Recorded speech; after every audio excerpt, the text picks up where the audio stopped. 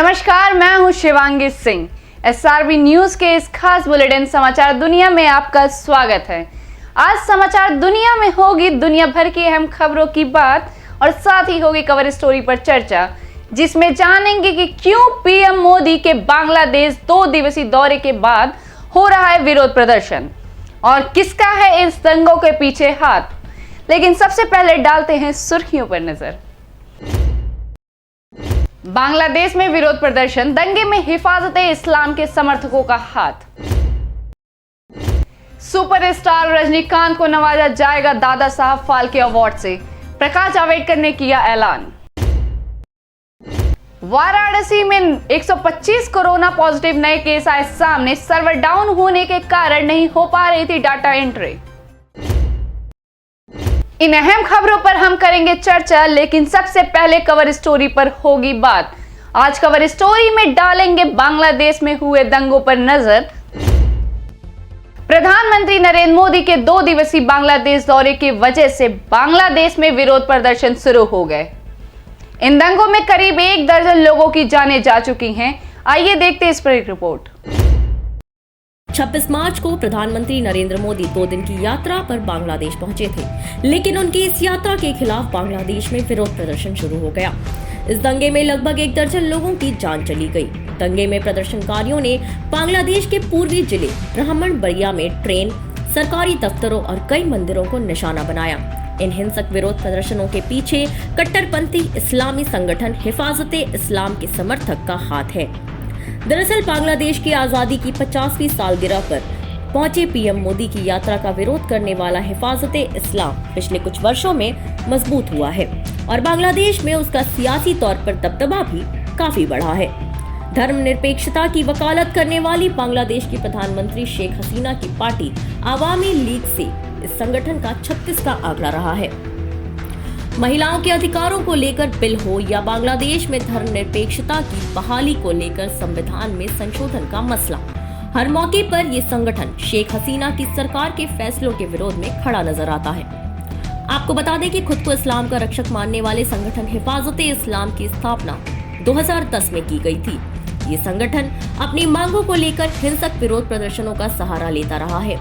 दरअसल 2008 में बांग्लादेश की सरकार ने महिलाओं के संपत्ति में बराबर की हिस्सेदारी, विरासत, लोन, जमीन में हिस्सेदारी आदि को लेकर national women's development policy bill का मसौदा तैयार किया। 2008 के चुनावों में सेकुलरिज्म को मानने वाली शेख हसीना की पार्टी अवामी लीग ने चुनावों में जीत हासिल की। शेख हसीना की सरकार बनने के बाद धर्मनिरपेक्ष लोगों ने संविधान की मूल भावना धर्मनिरपेक्षता को बहाल करने के लिए 50वें संशोधन को निरस्त करने की मांग की, जिसे सैन्य शासन के दौरान लागू किया गया था। सत्ता में आने के बाद शेख हसीना लोकतांत्रिक फैसले ले रही थी, लेकिन बांग्लादेश में हो रहे इन बदलावों को लेकर इस्लामिक कट्टरपंथियों को लगा कि सियासत में उनका दायरा सिकुड़ता जा रहा है। इसे देखते हुए बांग्लादेश के कई इस्लामिक संगठन एक बैनर के नीचे आए और उन्होंने हिफाजत-ए-इस्लाम नाम से एक संगठन का गठन किया। फरवरी 2010 में इस संगठन ने चटगांव में महिला बिल के खिलाफ प्रदर्शन का आह्वान किया और संविधान के 50वें संशोधन को बनाए रखने की वकालत की। इस प्रदर्शन के दौरान पुलिस से हिंसक झड़प में दर्जनों लोग घायल हुए और ये वो दिन बन गया जब बांग्लादेश की सियासी जमीन पर नए इस्लामिक गुट ने अपनी पहली दस्तक का एहसास कराया। गौरतलब है कि भारतीय प्रधानमंत्री की यात्रा के खिलाफ हिफाजत-ए-इस्लाम ने जो विरोध प्रदर्शन किया वो ऐसे समय में हुआ है जब भारत और बांग्लादेश दोनों अपने रिश्तों को मजबूत करने की कोशिश कर रहे हैं। वहीं दूसरी ओर ढाका और नई दिल्ली दोनों के लिए बांग्लादेश में कट्टरपंथी इस्लामिक संगठनों का उभार एक बड़ी चुनौती बनी हुई है।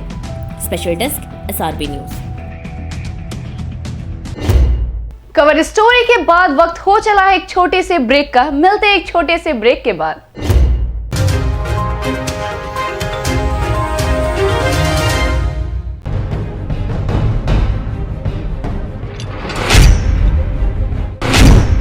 बहने लगी है चुनावी बयान, अब होंगे विकास के दावे, गली मोहल्लों को चमकाने के वादे।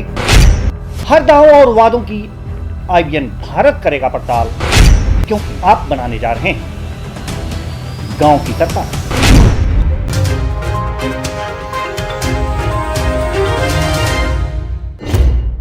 ब्रेक के बाद स्वागत है आपका आज की अहम खबरों में।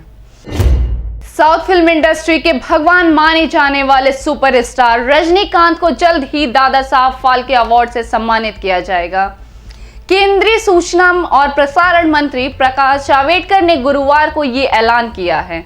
आइए देखते हैं इस पर एक रिपोर्ट। केंद्रीय सूचना और प्रसारण मंत्री प्रकाश जावड़ेकर ने गुरुवार को ये ऐलान किया है कि सुपरस्टार रजनीकांत को दादा साहेब फाल्के अवार्ड से नवाजा जाएगा। इस ऐलान के बाद जब प्रकाश जावड़ेकर से पूछा गया कि क्या तमिलनाडु के चुनाव के कारण रजनीकांत को दादा साहेब फाल्के अवार्ड दिया जा रहा है, तो इस पर जावड़ेकर उखड़ गए और कहने लगे कि सवाल सही पूछा कीजिए। केंद्रीय मंत्री प्रकाश जावड़ेकर का कहना है कि ये सिने जगत से जुड़ा हुआ अवार्ड है। 5 लोगों की जूरी ने सामूहिक रूप से रजनीकांत के नाम का फैसला लिया है। इसमें राजनीति कहां से आ गई? सवाल सही पूछा कीजिए। इससे पहले जावड़ेकर ने रजनीकांत के फिल्म जगत में किए गए योगदान की भी चर्चा की। केंद्रीय मंत्री प्रकाश जावड़ेकर ने कहा है कि रजनीकांत बीते 5 दशक से सिनेमा की दुनिया पर राज कर रहे हैं और लोगों का मनोरंजन कर रहे। यही कारण है कि इस बार दादा साहेब फाल्के की जूरी ने रजनीकांत को ये अवार्ड देने का फैसला लिया है। 5 लोगों की जूरी ने एकमत होकर ये फैसला लिया। गौरतलब है कि पिछले दिनों ही रजनीकांत ने अपनी सियासी पारी शुरू करने का ऐलान किया था। उन्होंने भाजपा के साथ गठबंधन के लिए प्रधानमंत्री नरेंद्र मोदी, गृह मंत्री अमित शाह के साथ साथ बीजेपी शीर्ष नेतृत्व से भी बात की थी, लेकिन बाद में स्वास्थ्य कारणों का हवाला देते हुए रजनीकांत ने राजनीति में आने की अपनी योजना टाल दी थी। आपको बता दें कि रजनीकांत के प्रशंसकों की एसोसिएशन रजनी मक्कल मंडराम की तमिलनाडु में 65,000 इकाइयां हैं। इन्हीं इकाइयों को रजनीकांत राजनीतिक पार्टी में तब्दील करने वाले थे, लेकिन एन चुनाव से पहले उन्होंने राजनीति में एंट्री को टाल दिया। अब तमिलनाडु की सियासत कर रही कई पार्टियों को रजनीकांत के समर्थन की उम्मीद है। मक्कल निधि मय्यम के कमल हासन के अलावा बीजेपी को उम्मीद है कि रजनीकांत चुनाव में उनकी वैतरणी को पार लगा सकते हैं। गौरतलब है कि इसी बीच रजनीकांत के प्रशंसकों की एसोसिएशन रजनी मक्कल मंडराम 1.25 करोड़ से अधिक सदस्यों के रजिस्ट्रेशन की योजना बना रही है। Special desk SRB news. Uttar Pradesh के वाराणसी में एक साथ 125 कोरोना पॉजिटिव केस सामने आए हैं। इन आंकड़ों से हर तरफ हड़कंप मच गया है। इस मामले में सीएमओ वाराणसी का कहना है कि BHU लैब में 2 दिनों से सर्वर डाउन चल रहा था, जिसकी वजह से डाटा एंट्री नहीं हो पा रही थी। अब 125 केस सामने आने के बाद स्वास्थ्य विभाग ने निगरानी समितियों को सक्रिय कर दिया है। आइए देखते हैं इस पर एक रिपोर्ट। उत्तर प्रदेश के वाराणसी में एक साथ 125 कोरोना पॉजिटिव केसेस सामने आए हैं। इन आंकड़ों से हर तरफ हड़कंप मच गया। इस मामले में सीएमओ का कहना है कि BHU लैब में 2 दिनों से सर्वर डाउन चल रहा था, जिसकी वजह से डेटा एंट्रीज नहीं हो पा रही थी। इसके साथ ही सीएमओ का ये भी कहना है कि नए कोरोना मरीजों के कॉन्टैक्ट ट्रेसिंग को लेकर अब शिक्षा विभाग के शिक्षकों की टीम भी लगेगी। इसके साथ ही ICTS आंगनबाड़ी की टीम भी ग्रामीण क्षेत्रों में निगरानी समिति के तौर पर सक्रिय कर दी गई है। जानकारी के मुताबिक कॉन्टैक्ट ट्रेसिंग में 250 शिक्षा विभाग के टीचर्स की ड्यूटी लगाई जाएगी। अगर जरूरत पड़ी तो 5 दिनों के अंदर L1 और L2 अस्पताल फिर से शुरू हो जाएंगे। फिलहाल BHU में 400 और दीनदयाल अस्पताल में 200 बेड की क्षमता है। आपको बता दें कि उत्तर प्रदेश में बुधवार को 24 घंटे में 1230 नए केसेस दर्ज हुए हैं। इनमें सबसे ज्यादा लखनऊ में 361 और वाराणसी में 100 केसेस दर्ज किए गए हैं। प्रयागराज में एक ही दिन में 213 नए केस मिले और 2 लोगों की मौत हो गई। लखनऊ विश्वविद्यालय के 7 प्रोफेसर भी कोरोना पॉजिटिव पाए गए हैं। राज्य में पिछले एक हफ्ते में एक्टिव केसों की संख्या में 2 गुने से ज्यादा बढ़ोतरी पाई गई है। गौरतलब है कि 24 मार्च को प्रदेश में एक्टिव केसेस की संख्या 4,388 थी, जो कि 30 मार्च को बढ़कर 9,195 हो गई। वहीं बुधवार सुबह की सूचना के मुताबिक पिछले 24 घंटों में राज्य में 918 कोरोना के नए मरीज मिले और 10 लोगों की मौत हो गई। इसके एक दिन पहले यूपी में कोरोना से 5 लोगों की मौत हुई थी। आपको बता दें कि यूपी में कोरोना के सबसे ज्यादा 2,919 एक्टिव केस राजधानी लखनऊ में है। मंगलवार को लखनऊ में 446, गाजियाबाद में 39, कानपुर नगर में 35, प्रयागराज में 36, वाराणसी में 28, प्रतापगढ़ में 24 और गोरखपुर में 23 नए केस दर्ज हुए हैं। Special desk SRB news. फिलहाल समाचार दुनिया में आज के लिए इतना ही। मुझे दीजिए इजाजत। नमस्कार।